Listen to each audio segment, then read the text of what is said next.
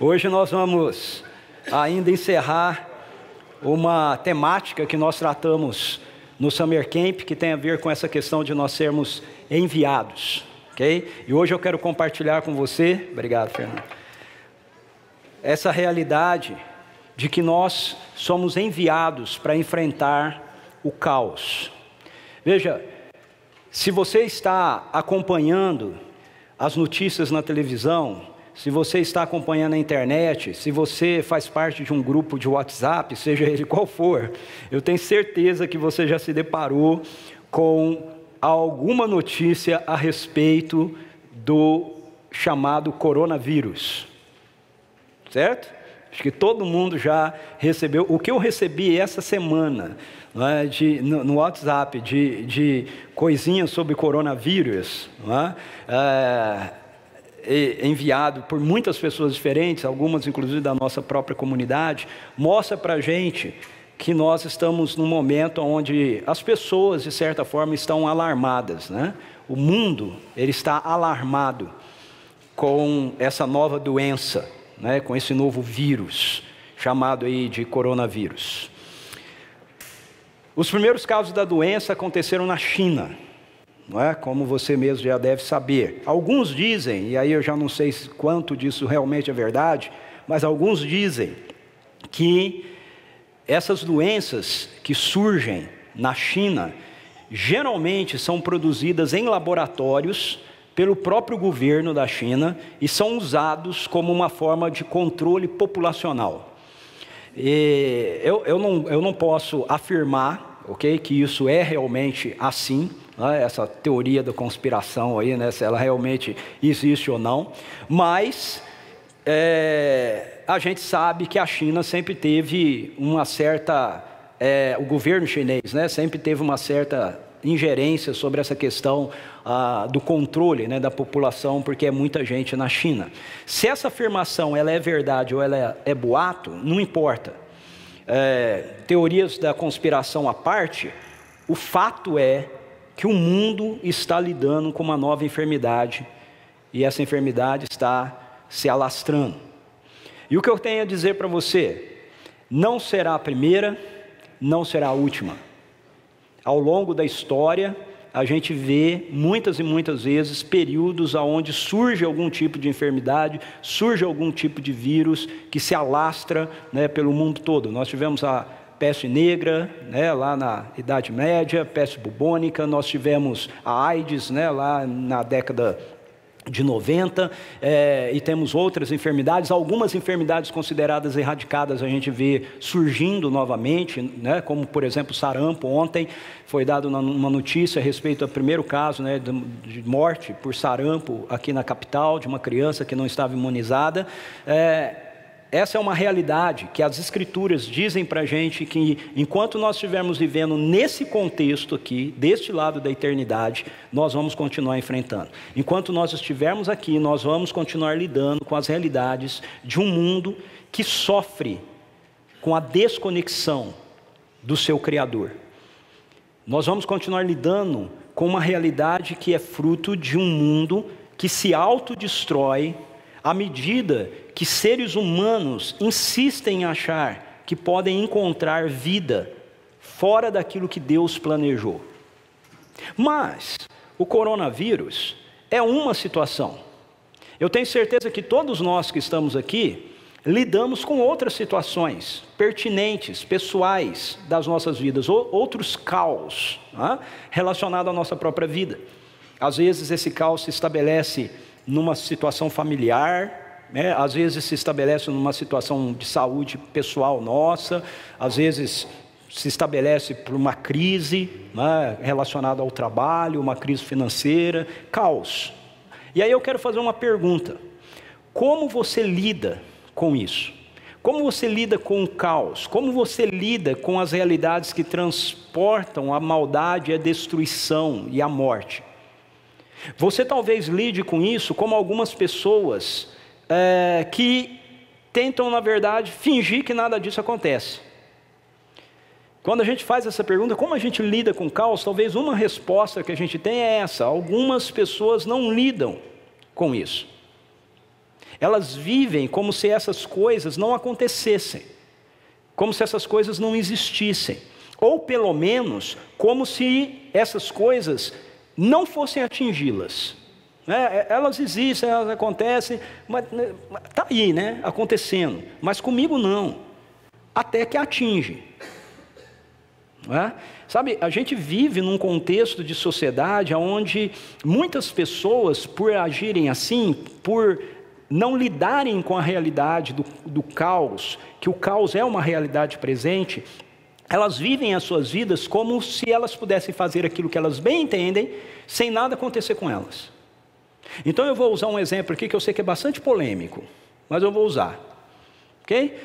Baseado, né, na ideologia que a nossa sociedade implanta na cabeça das pessoas, que todos nós somos livres, que todos nós temos liberdade, que todos nós, por sermos livres e termos liberdade, podemos fazer aquilo que a gente bem entende, a gente pode agir do jeito que a gente bem entende, a gente pode se vestir do jeito que a gente bem entende, e os outros precisam respeitar a gente, porque a gente é livre. Aí então uma menina, ela sai, e ela vai para um baile, e ela vai com uma micro saia, e ela quer que os homens a respeitem. Veja, os homens precisam respeitá-la. Não está errado ela querer que os homens a respeitem. Mas o que está errado? Está errado esse conceito de que eu posso andar do jeito que eu quero, eu posso me vestir do jeito que eu quero, e as pessoas têm que ficar na delas. Por que está errado? Está errado porque nós vivemos um mundo de caos. Está errado porque é essa sociedade que diz para você que você pode se vestir do jeito que você bem entende, que você pode ir aonde você quiser, que você pode fazer o que você quiser. E ninguém tem o direito, certo? De afetar você, de ir contra você, de abusar de você. É uma mentira. Você entende isso? É uma mentira. Por quê? Porque você vive num mundo marcado pelo caos. As pessoas não vão te respeitar. A menina vai usar uma microsaia, ela vai entrar no carro de um cara, e o cara não vai respeitá-la.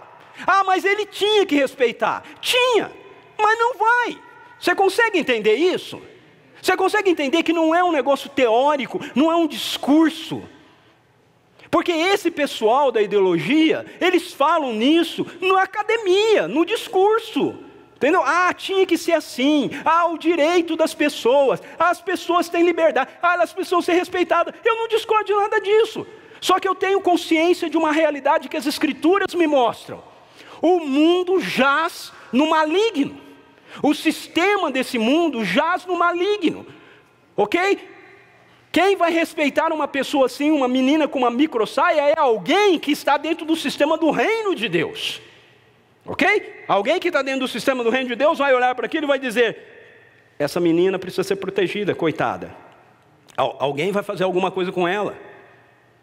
Ela precisa ser resguardada, ela precisa ser guardada, ela precisa ser amada. Por quê? Porque ele está num outro sistema, ele está no sistema do reino de Deus. Mas o nosso mundo não vive no sistema do reino de Deus. Ok? O reino de Deus está em nós e nós estamos levando isso para essa realidade, mas essa não é a realidade do nosso mundo. A realidade do nosso mundo é uma realidade de caos. Então, por mais que possa parecer um absurdo,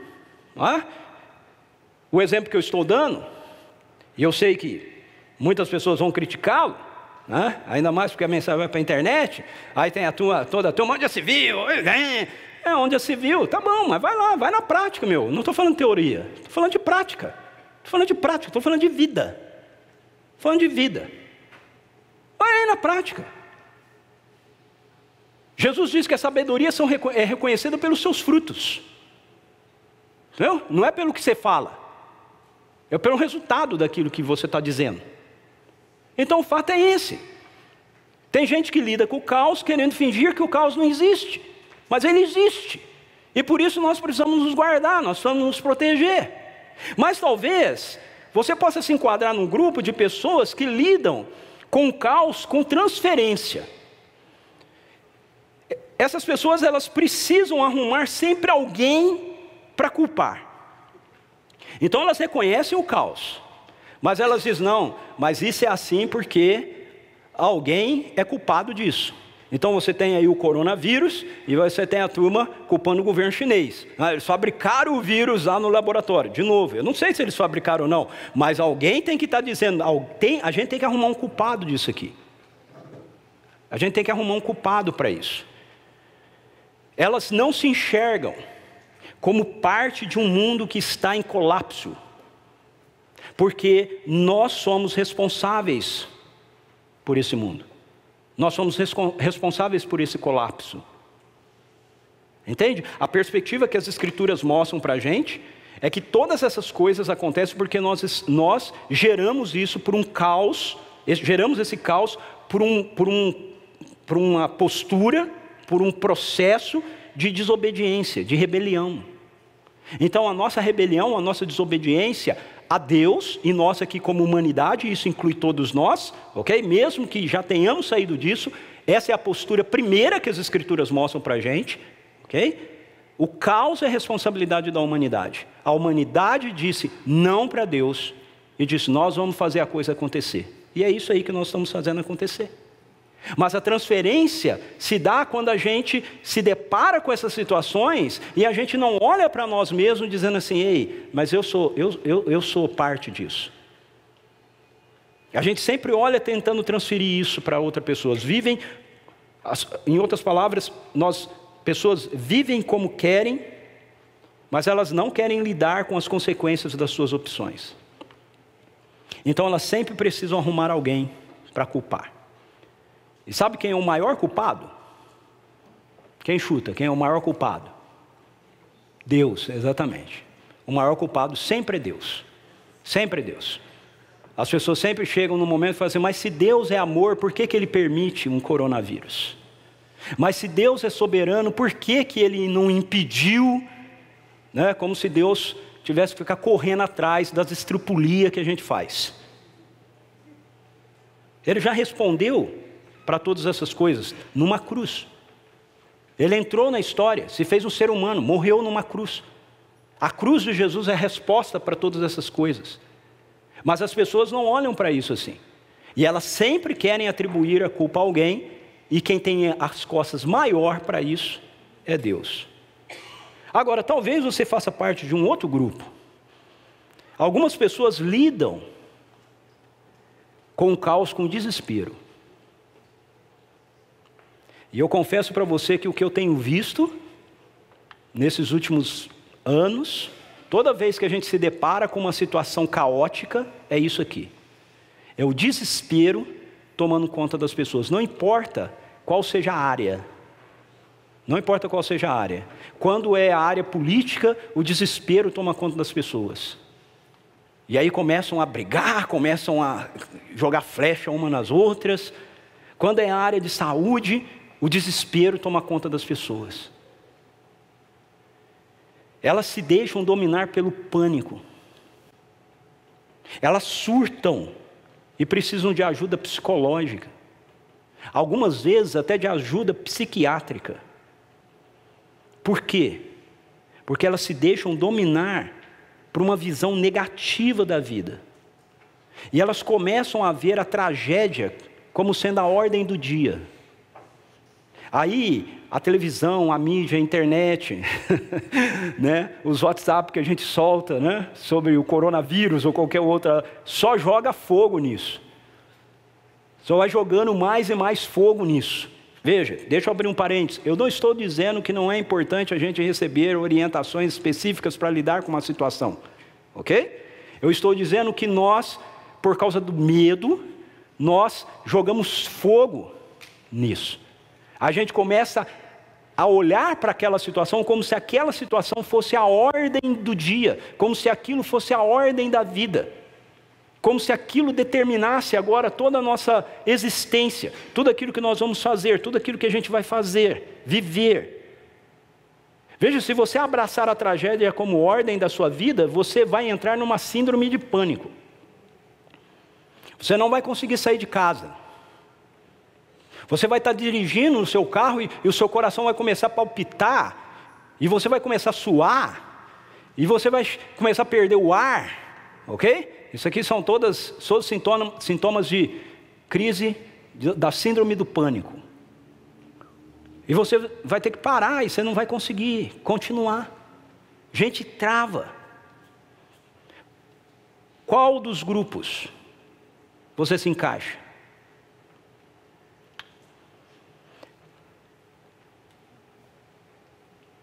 Qual é a boa notícia que eu tenho para você? É que nós podemos viver de uma outra maneira no meio do caos. Na verdade, nós somos enviados para vivermos de uma outra maneira no meio do caos, se nós conhecemos Jesus, se nós nos relacionamos com Ele, se o Evangelho nos alcançou. Como é que nós podemos viver a nossa vida em meio a um contexto que é marcado pelo medo, pela maldade, por realidades de destruição, mantendo ainda assim a esperança no nosso coração e a sanidade na nossa mente?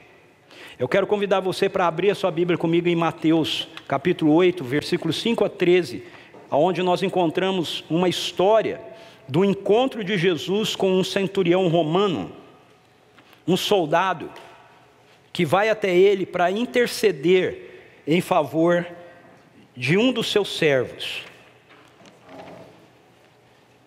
Eu gostaria de ler essa história com você.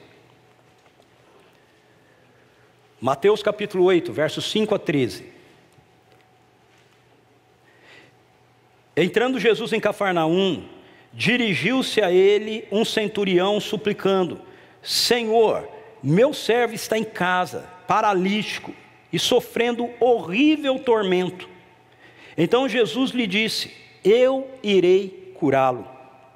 Ao que respondeu o centurião: Senhor, não sou digno de receber-te sob o meu teto, mas dize apenas uma palavra e o meu servo será curado.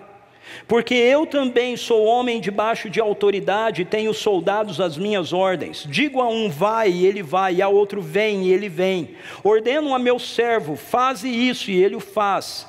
Ao ouvir isto, Jesus maravilhou-se e disse aos que o seguiam: com toda certeza vos afirmo que nem mesmo em Israel encontrei alguém com tão grande fé. Digo-vos que muitos virão do Oriente e do Ocidente e tomarão lugares à mesa com Abraão, Isaque e Jacó no reino dos céus. Entretanto, os herdeiros do reino serão lançados para fora, nas trevas, onde haverá choro e ranger de dentes. Então disse Jesus ao centurião: vai-te, e da maneira como creste, assim te sucederá. E naquela mesma hora, o servo foi curado. Vamos orar. Pai, nós te agradecemos, porque o Senhor nos trouxe a revelação da Tua Palavra. Nós te agradecemos porque nós temos a opção de não vivermos a nossa vida, não termos como ordem do nosso dia aquilo que a mídia nos transmite. Nós podemos ter como a ordem no nosso dia aquilo que a Tua Palavra nos revela. Pedimos, Espírito Santo de Deus, que o Senhor nos revele do Teu coração agora, através da Tua Palavra. Em nome de Jesus. Amém. Amém. Veja, nessa narrativa, nós recebemos da Palavra de Deus duas instruções de como nós devemos reagir diante do caos que nos cerca nesse mundo. A primeira instrução que a gente recebe aí é: recorra a quem tem autoridade. Se você prestou atenção na leitura do texto, você vê que o centurião ele está lidando com uma situação de caos na vida dele. Ele tem um servo, na versão de Lucas diz que ele ama muito esse servo, e esse servo dele está doente, ele está paralítico, ele está lidando então com uma situação de caos no que diz respeito à enfermidade, que está presente ali entre os seus servos. E o que esse centurião faz? Ele vai até Jesus. Por quê? Por que esse centurião procura Jesus? Porque ele sabia de algo que muitas vezes nós ignoramos, mesmo crendo em Jesus. O que ele sabia? Que muitas vezes nós ignoramos. Ele sabia como funciona a questão da autoridade. Preste atenção nisso. Você pode crer em Jesus, ou você pode vir a crer em Jesus, mas se você não entende como funciona a perspectiva da autoridade, talvez isso faça pouca diferença para a vivência da sua vida aqui, ok? Não faz nenhuma diferença no que diz respeito à sua eternidade lá. Ou seja, se você reconhece que você se rebelou contra Deus, que Jesus é a resposta de Deus para a sua rebelião, que Ele veio aqui, morreu e ressuscitou, e se você crer que Ele fez isso por você, você é reconciliado com Deus, e o outro lado da sua eternidade está garantida. Ok? Se você morrer, você não vai para o inferno, você vai para o céu. Mas entender isso, sem entender a perspectiva da autoridade, não muda a sua realidade aqui. A sua realidade aqui é mudada pela sua compreensão a respeito da autoridade. Esse centurião, ele compreende essa realidade da autoridade. Veja o que ele diz para Jesus. Jesus diz que ele vai na casa dele, ele fala: de jeito nenhum, eu não sou digno de receber alguém como um Senhor na minha casa. Mas dize apenas uma palavra, e o meu servo será curado. Porque eu também sou homem debaixo de autoridade, e tenho soldados às minhas ordens. Não passe muito depressa por aqui, ok? Por quê? Porque talvez quando você lê esse texto assim, talvez a sua mente pode te levar a pensar que o centurião está dizendo para Jesus é que Jesus é Deus. Jesus é Deus. Então Jesus pode fazer todas as coisas. Mas veja, esse homem, ele é um centurião romano. Ok? Ele é um centurião romano. Ele não sabe que Jesus é Deus. Na verdade, quando a gente lê os evangelhos e a gente vê as pessoas se relacionando com Jesus, se encontrando com Jesus, conversando com Jesus, experimentando as coisas de Jesus, a maioria daquelas pessoas não sabem que Jesus é Deus, ok? Hoje, talvez você aqui, nós aqui, talvez você já acredite que Jesus é Deus, ok? Você tem as escrituras, tem toda a Bíblia, você leu e a Bíblia diz para você que Jesus é Deus, mas eles não têm isso.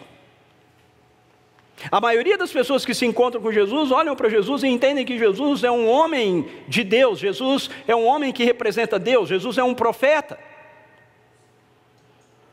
Mas não Deus. Esse centurião não está indo até Jesus dizendo para Jesus: ei, eu sei que com uma palavra, se o Senhor der uma palavra, meu servo vai ser curado, porque o Senhor é Deus. E é assim que funciona. Não, ele não sabe. Ele não sabe. Talvez, o máximo que esse centurião pudesse saber, era alguma coisa a respeito do Deus de Israel, mas não sobre a pessoa de Jesus. O que ele sabe? Ele sabe que Jesus está debaixo de autoridade. Ele sabe disso, porque ele vive debaixo de autoridade. Aquele centurião entende isso, porque ele tinha autoridade para dar ordens, e as mesmas eram obedecidas.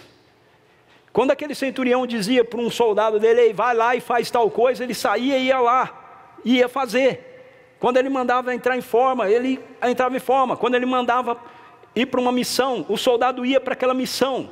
Por quê? Porque ele, como centurião, vivia debaixo de autoridade. Havia autoridade sobre ele, e por isso, ele sabia que quando ele usava a autoridade dele, as pessoas que estavam sob a autoridade dele, obedeciam. Essa é a dinâmica que está funcionando na cabeça desse homem aqui. Em outras palavras, ele é um soldado, e ele entende hierarquia. E o que ele entende de hierarquia é o seguinte: eu dou ordem aos meus servos e eles me obedecem. Eles me obedecem não é porque eu sou o centurião apriônio. Eles me obedecem porque eu sou um centurião. Se ele estiver fora da função e fora do cargo dele de centurião, ninguém obedece. Mas eles vão obedecer porque ele é um centurião, ok? Só para trazer para o nosso contexto, se uma pessoa na estrada, Você está viajando, uma pessoa na estrada, faz sinal para você parar. Você para. Só se você quiser, né? Se você não quiser parar, você não para. Agora, se essa pessoa que está fazendo sinal para você na estrada, está vestido de guarda rodoviário, e ele entra no meio da pista e faz assim para você, você para. Por mais que a gente tenha, será que o cara não está disfarçado? Será que ele não comprou uma fantasia? Não é? A gente para. Por que você não para para um e para para o outro? Você para para o guarda rodoviário, para o policial rodoviário, porque ele tem autoridade. Ele está sob autoridade. E por isso você obedece. Então essa é a dinâmica que está funcionando na cabeça desse centurião aqui, quando ele vai buscar Jesus. O centurião olha para Jesus e olha para si, e ele pensa que, assim como existia aquela dinâmica na área dele, deveria existir uma dinâmica parecida com aquilo que Jesus estava envolvido. Devia ser alguma coisa semelhante. O centurião, ele reconhece que Jesus ordena as coisas, e elas acontecem, porque ele está debaixo de algum tipo de autoridade. Essa é a explicação que ele dá. Diz em uma palavra, porque eu sou homem sujeito à autoridade, e tenho pessoas que estão debaixo da minha autoridade, e eu digo aqui, ele vai e ele vai. Então veja a lógica dele. O que ele está dizendo para Jesus é: eu sei que o Senhor está debaixo de alguma autoridade aí, que a coisa funciona. Quando o Senhor fala, o negócio é daquele jeito que o Senhor falou, a coisa acontece. Assim, ele está reconhecendo, mesmo sem saber, ele está reconhecendo aqui um princípio do reino de Deus, que muitos de nós, mesmo crendo em Jesus, às vezes ignoramos. Jesus tem autoridade, porque ele está debaixo da autoridade do Pai. Em João capítulo 5, verso 19, Jesus diz assim: o Filho nada faz, a não ser aquilo que ele vê o Pai fazer. Aquilo que o Pai faz, isso o Filho faz. Ou seja, Jesus está dizendo, da vida dele encarnada aqui, eu ajo aqui como alguém que está debaixo da autoridade do Pai. Então a pergunta é: você reconhece que Jesus Cristo é Deus? Você reconhece que Jesus Cristo é seu Salvador pessoal? Se você responder sim para essas duas perguntas, então eu tenho uma outra. Você reconhece que Jesus Cristo, que é o seu Salvador pessoal, tem toda a autoridade do Pai no céu e na terra? Não é que ele teve, ele tem. Porque Jesus nos diz isso. Em Mateus capítulo 28, verso 18, ele diz assim: então Jesus, aproximando-se deles, lhes assegurou, dos seus seguidores lhes assegurou, toda a autoridade me foi dada no céu e na terra. Toda a autoridade me foi dada no céu e na terra. Não alguma autoridade. Toda a autoridade. Foi dada por quem? Pelo governo romano? Pelo governo brasileiro? Pelo governo americano? Pelo governo de Israel? Não. Foi dado pelo governo do reino de Deus. Foi dado pelo governo do Pai. Foi dado pelo Pai que está assentado no trono. Jesus assentou-se à destra dele. Através da sua vida, da sua morte, da sua ressurreição, Jesus, como um ser humano, representando a humanidade, recebeu do Pai toda a autoridade e todo o poder sobre tudo o que há. E quando a gente lê os evangelhos, a gente vê que essa autoridade de Jesus, ela é demonstrada, sendo exercida por Ele sobre as enfermidades, sendo exercida por Ele sobre a natureza, sendo exercida por Ele sobre as pessoas, sendo exercida por Ele sobre os demônios. Leia os evangelhos e você vai ver a autoridade dele em ação. Jesus tem autoridade para transformar água em vinho, ele tem autoridade para andar sobre as águas, ele tem autoridade para dizer para uma tempestade pare e ela parar. Ele tem autoridade para multiplicar pães e peixes. Jesus tem autoridade sobre os demônios, ele manda um demônio sair, o demônio sai, ele manda ficar quieto e ele fica quieto. Jesus tem autoridade sobre as pessoas, ele diz para Pedro e João, sigam-me, eles vão e seguem. Ele diz para Levi, segue-me, eles vão e seguem. Jesus tem autoridade, ele tem essa autoridade porque ele está sob a autoridade do Pai. A autoridade do Pai está sobre ele, e ele exerce essa autoridade na terra, representando o Pai. Outra pergunta, você vê isso nos evangelhos, agora você está vivendo no século 21, você acha que a autoridade de Jesus mudou?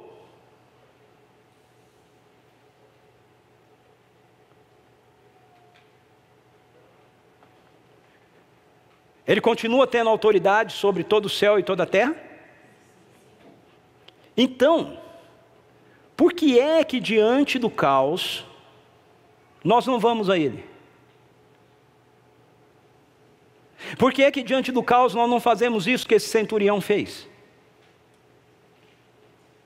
Por que nós usamos isso como último recurso? Por que que aquilo que pauta a agenda da nossa vida é aquilo que a sociedade está dizendo para nós? Nós não recorremos a Ele. Nós achamos que nós temos que fazer um monte de coisas no lugar de buscar sua ajuda, de evocar a sua autoridade. Veja, isso faz todo sentido para mim, na vida de uma pessoa que não sabe quem Jesus é, que não se relaciona com Ele, que não o conhece. Mas isso não faz nenhum sentido para mim, para a minha vida, que digo que sei quem Ele é, que digo que o conheço, que digo que Ele tem toda a autoridade nos céus e na terra. Não faz sentido. Não faz sentido, não faz sentido na minha mente as explicações que muitas e muitas vezes a gente quer trazer com a teologia, para dizer que as coisas hoje não acontecem mais como aconteciam na vida de Jesus aqui. Como nós vemos nas Escrituras, como nós vemos, por exemplo, no livro de Atos dos Apóstolos. Por quê? Porque naquela época as pessoas não sabiam o que nós sabemos hoje. Mas quem que disse que é o saber que define essas coisas? Onde é que está escrito? Outra questão, o centurião diz que porque está debaixo de autoridade, ele sabe que quando dá ordens as coisas acontecem, elas são obedecidas. Sabe o que isso significa? Isso significa que há uma cadeia de comando aqui. O centurião está debaixo de autoridade, ele recebe dessa autoridade e ele exerce essa autoridade. Jesus está debaixo da autoridade do Pai, ele recebe essa autoridade e ele exerce essa autoridade. É assim que funciona no reino de Deus. Agora, qual é a grande questão aqui? A grande questão aqui é que Jesus está sob a autoridade do Pai, e quando nós nos tornamos seus seguidores, quando nós nos tornamos seus discípulos, nós passamos a viver sob a autoridade de Jesus. Essa é a questão. Continuando o texto de Mateus 28, ele diz: toda autoridade me foi dada nos céus e na terra, portanto, ide, vão, façam discípulos de todos os povos da terra, batizem em nome do Pai, do Filho e do Espírito Santo, ensinando-os a obedecer a tudo quanto vos tenho ordenado. Você entende? Qual é a implicação disso? A implicação é que assim como Jesus tinha autoridade para fazer as realidades do reino de Deus se interporem no caos que estava ao seu redor, da mesma maneira, Ele transferiu essa autoridade para que nós continuemos exercendo-a para o caos que está ao nosso redor. Então, como a gente lida com o caos? Não é com medo, Não é fingindo que ele não existe. Não é com desespero. Se você se torna um seguidor de Jesus, você lida com o caos ao seu redor, com autoridade. Com a autoridade que vem de Jesus para você. Você olha situações na sua casa, na sua família, e você diz, não, isso não pode ser assim, essa não é a realidade do reino de Deus, eu me levanto contra isso, em nome de Jesus eu me levanto contra isso. Você vem uma tentação no seu coração, e você diz, não, essa não é a regra do reino, eu não tenho que me curvar a isso, eu não tenho que me render a isso. A gente recebe a notícia de um coronavírus, e a gente, porque se torna seguidor de Jesus, ou porque é seguidor de Jesus, nós não ficamos desesperados. Sabe o que nós fazemos? Nós cremos que Jesus tem toda a autoridade nos céus e na terra, então Ele tem autoridade contra qualquer vírus, e então nós oramos e dizemos em nome de Jesus, coronavírus, morra agora! Morra agora! Cesse agora, Senhor, em nome de Jesus, dá sabedoria, dá inteligência aos cientistas, aos médicos, para que eles encontrem o recurso que finalize esse vírus. Você entende? Nós não nos desesperamos, queridos, mas nós fazemos o contrário. Nós somos seguidores de Jesus e a gente fica desesperado. Eu não recebi uma notícia, um WhatsApp, não li um texto no Instagram, onde fosse, que alguém dizendo assim, pessoal, vamos nos levantar, nós somos o povo de Deus, nós somos a igreja de Deus, vamos orar para que isso acabe.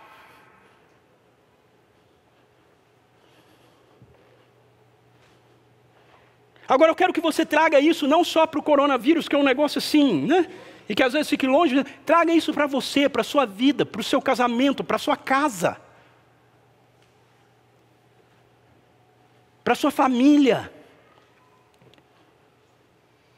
Eu estou dizendo que as coisas vão mudar assim magicamente? Não, mas eu estou dizendo que nós vamos usar a autoridade do reino para responder ao caos que está ao nosso redor. Jesus é meu padrão, Jesus é meu modelo. Eu sou seguidor dele, eu sou discípulo dele. É assim que ele fazia. Leia os evangelhos, você vai ver isso. E ele nos enviou para fazermos isso. Em João 20, 21, ele diz assim, a paz seja convosco. Assim como o Pai me enviou, eu também os envio. Assim como o Pai me enviou, eu também os envio. Veja, como o Pai o enviou, debaixo da sua autoridade, para exercer a sua autoridade. A autoridade do Pai. Como Ele está nos enviando? Debaixo da autoridade dEle, de Jesus. Toda a autoridade me foi dada nos céus e na terra, para exercermos a autoridade de Jesus. Você está me entendendo? Não entenda aqui que eu estou trazendo uma mensagem triunfalista, ok? Não entenda que eu estou dizendo que você, por você mesmo, pela sua própria força, pela sua própria capacidade, você é capaz de enfrentar qualquer coisa. Não é. Fora dele, você não é capaz de nada. Nós vimos isso aqui. Eu gosto de ver as conexões, né, que o Espírito Santo faz. Na ministração do louvor hoje, nós estamos na videira. Fora dele, nós não fazemos coisa nenhuma. Mas nós estamos nele. E se nós estamos nele, então na autoridade dele, nós fazemos todas as coisas. Todas as coisas, toda a autoridade me foi dada nos céus e na terra. Nós precisamos recorrer a Jesus, para que a autoridade dele se manifeste através de nós, para transformar o caos que está ao nosso redor. É isso que você precisa fazer. Eu não tenho dúvida nenhuma com relação a isso. Eu estou andando com ele há muito tempo. Há muito tempo. E eu tenho certeza absoluta disso. Que se existe alguma realidade que eu me deparo, que ela não é mudada, ela não é transformada, a culpa não é de Deus. Ele tem toda a autoridade nos céus e na terra.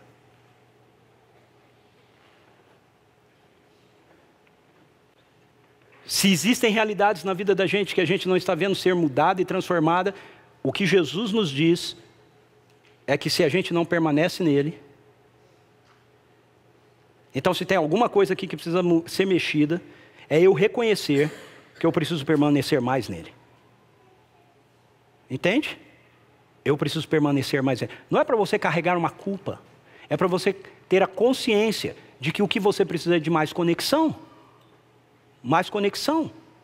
mais intimidade, Porque Jesus tinha 100% disso com o Pai. E é isso que nós precisamos buscar. Nós não podemos viver, e eu acho que esse é um dos grandes problemas que nós enfrentamos hoje como igreja. As igrejas, não falando da nossa, a igreja de forma geral enfrenta, os cristãos de forma geral hoje enfrentam, é que nós queremos viver uma vida de momentos com Deus. Jesus não vivia vida de momentos com Deus. Jesus andava com Deus. Você pode viver uma vida do momento do Summer Camp, o que é muito bom, ok? Mas é insuficiente. Por quê? Porque você precisa andar com Ele. Mas, deixa eu avançar. A segunda orientação é que a gente tem que agir baseado na fé. Busque quem tem autoridade. Haja baseado na fé. Algo interessante nesse texto é perceber como Jesus entende a colocação do centurião.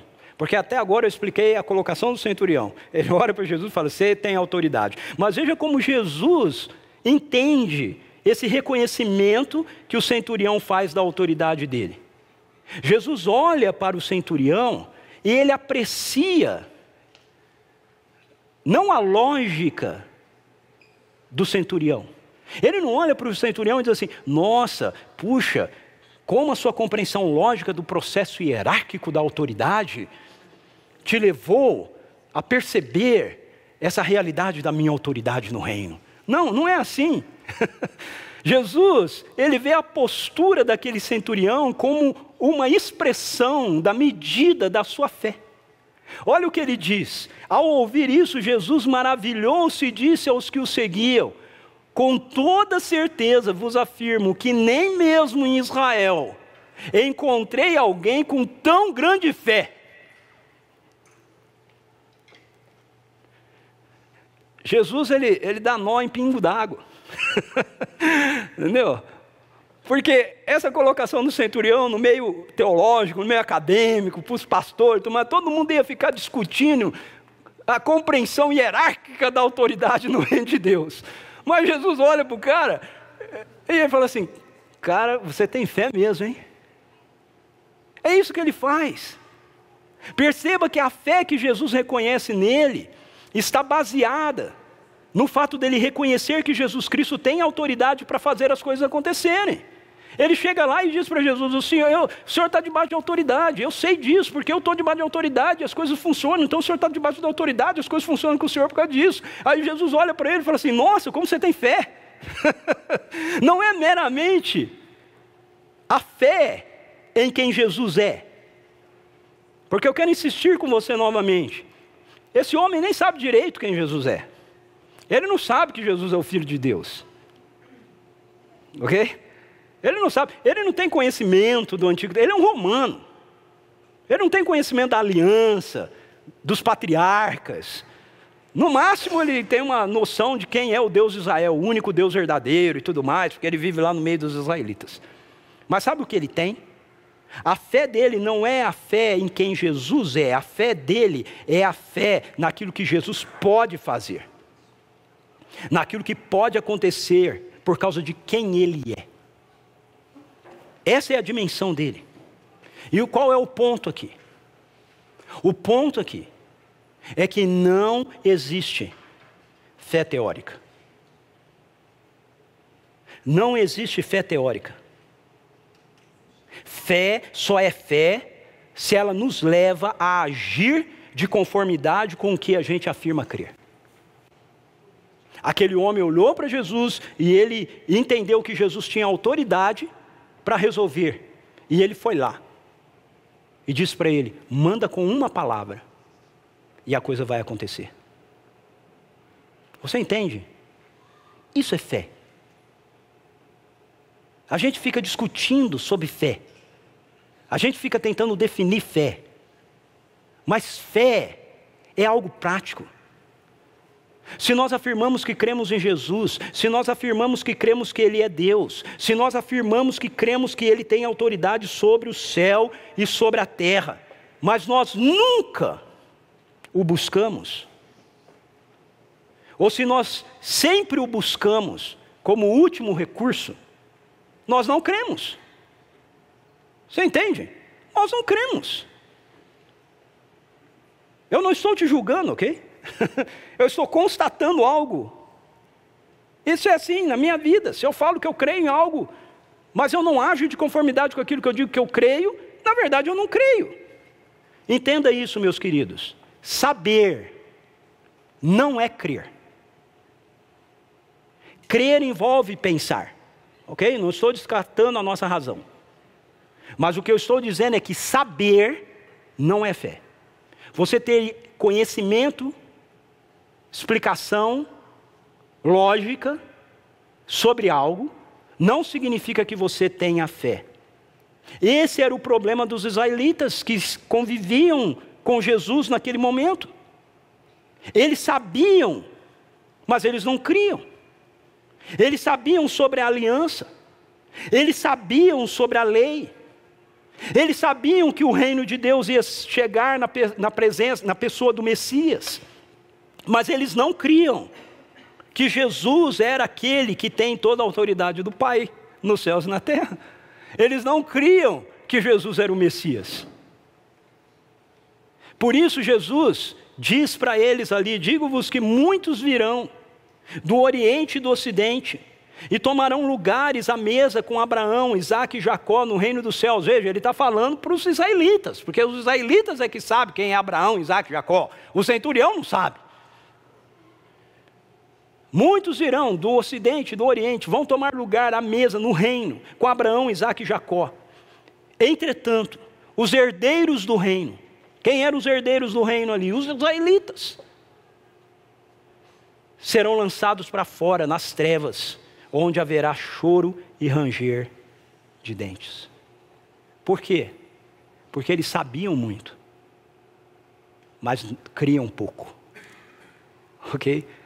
Você pode saber pouco, como aquele centurião, mas crer muito.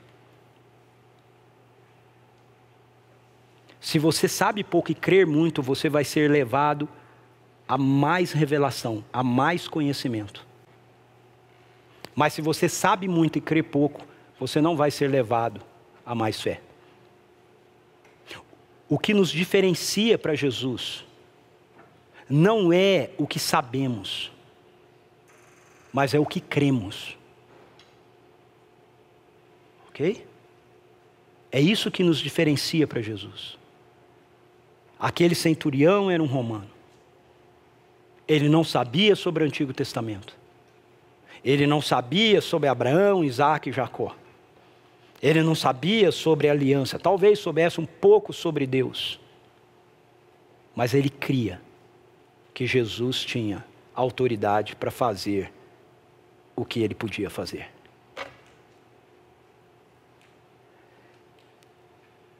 Qual é o resultado disso? Jesus enxergou nele, na postura dele, uma fé maior do que qualquer outro tinha mostrado para ele até aquele momento.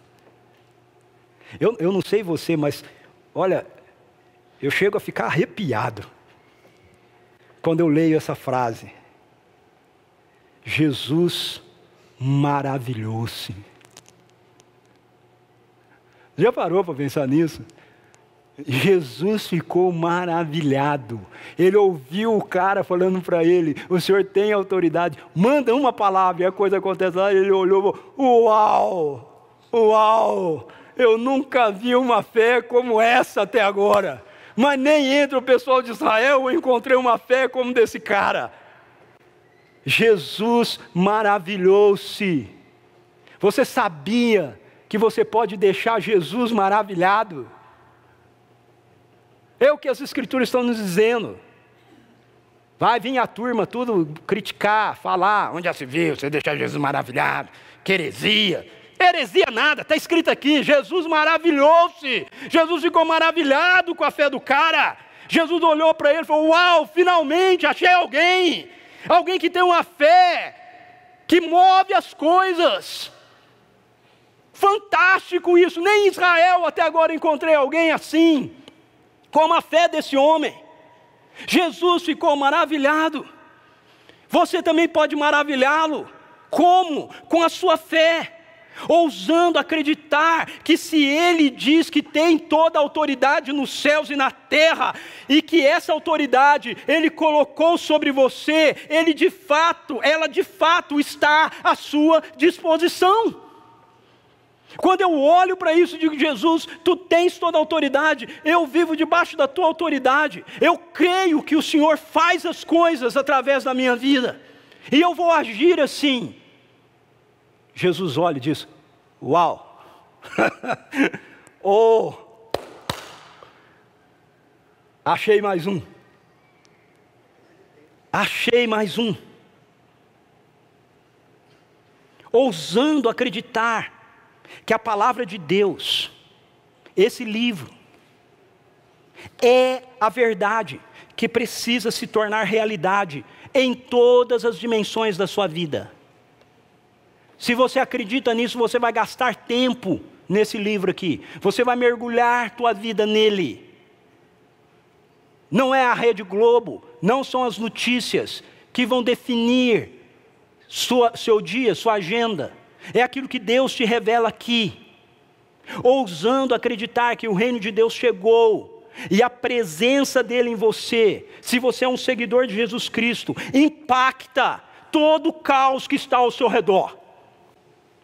Seja no trânsito, seja de manhã quando acorda e o filho está atrasado para a escola, seja naquela reunião tensa da sua empresa, tudo é afetado por causa da realidade do reino de Deus que está em você. Isso significa que nós não vamos ter mais problemas, que não teremos mais dor, que não vamos precisar lidar mais com a morte, com o medo? Não, não. Isso significa que a primeira pessoa a quem iremos recorrer diariamente em nossas vidas é Jesus Cristo. Diariamente. Sabe, no meio daquela reunião tensa, sua mente vai se elevar a Ele em oração. Senhor, eu preciso de paz agora aqui. Eu preciso de tranquilidade. Eu não posso agir aqui da mesma maneira que todos os meus amigos estão agindo. Todos os meus colegas de trabalho estão agindo. Que venha o Teu reino. Sabe, no meio de trânsito, todo mundo atrasado, todo mundo irritado, todo mundo buzinando. Você fala, Senhor, eu preciso mostrar aqui Tua gentileza, Tua bondade. E assim por diante.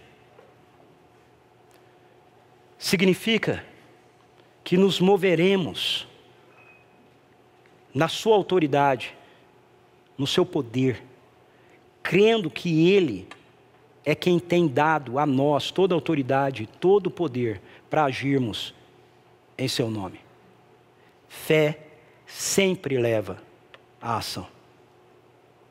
Jesus olhou para a fé daquele homem e disse para ele, vai-te, da maneira como creste, assim te sucederá. E naquela mesma hora, o servo foi curado. Vai-te. Ele foi. Você é enviado. Eu sou enviado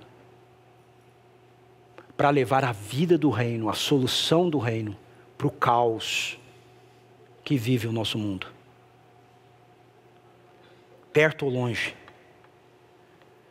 Concluindo, a história da igreja nos mostra que os discípulos de Jesus Cristo, porque eles criam que toda a autoridade lhes fora dada por Jesus, sempre foram aqueles que enfrentaram o caos no mundo com ousadia.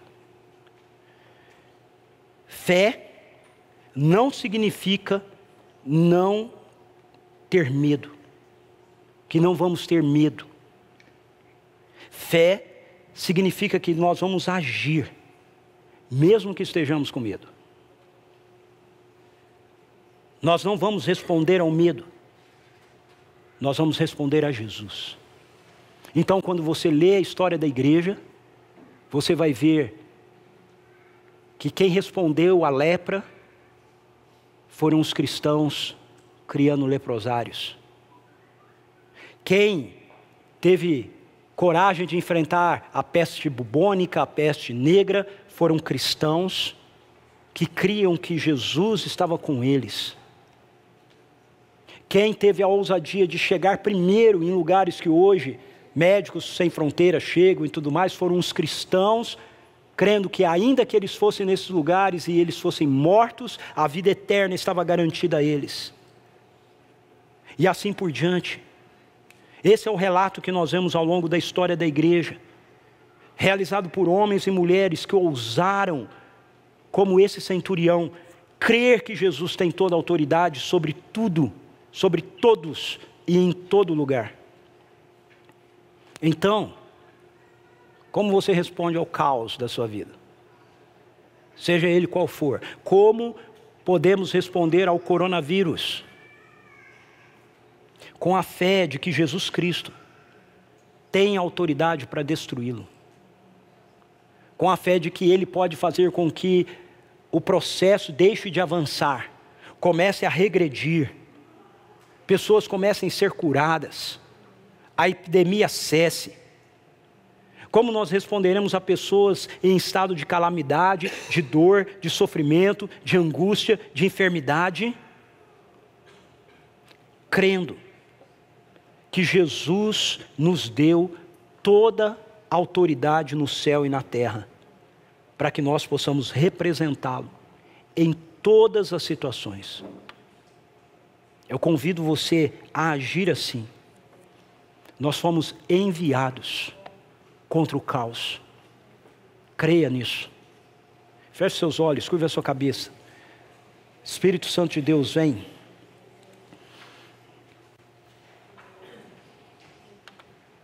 Mais de ti. Qual o caos que você está enfrentando agora na sua vida? Coloque-o diante de Deus agora. Na autoridade do nome de Jesus, diga a Ele que com uma palavra, Jesus pode transformar toda a situação. Que você vai depender dEle, que você vai esperar nele para que essa palavra seja dada.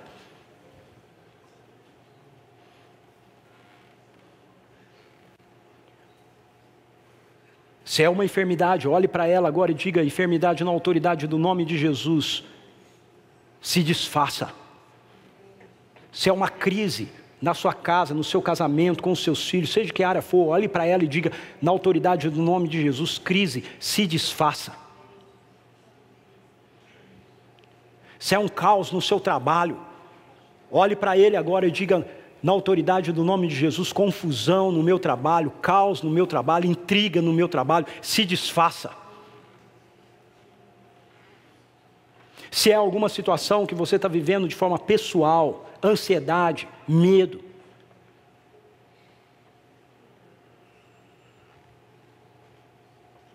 depressão, olhe para ela e diga: na autoridade do nome de Jesus, se desfaça. Agora olhe para a nossa cidade, olhe para o medo que vai nas ruas da nossa cidade, do nosso país, a intolerância, e diga: na autoridade do nome de Jesus, se desfaça.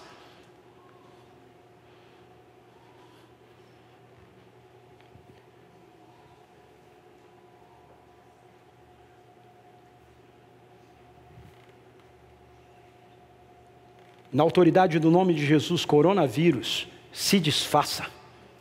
Morra agora, em nome de Jesus. Senhor, levante homens capacitados, mulheres capacitados, que possam responder com cura a esse vírus. E detenha-o, Pai, para a glória do Teu nome, agora. Detenha-o agora. Que ele comece a regredir agora, em nome de Jesus. Que ele não chegue em mais ninguém, em nome de Jesus. Levanta cientistas, levanta médicos.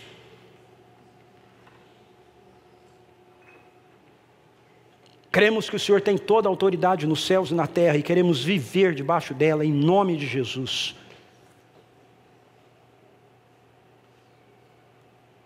Amém. Amém.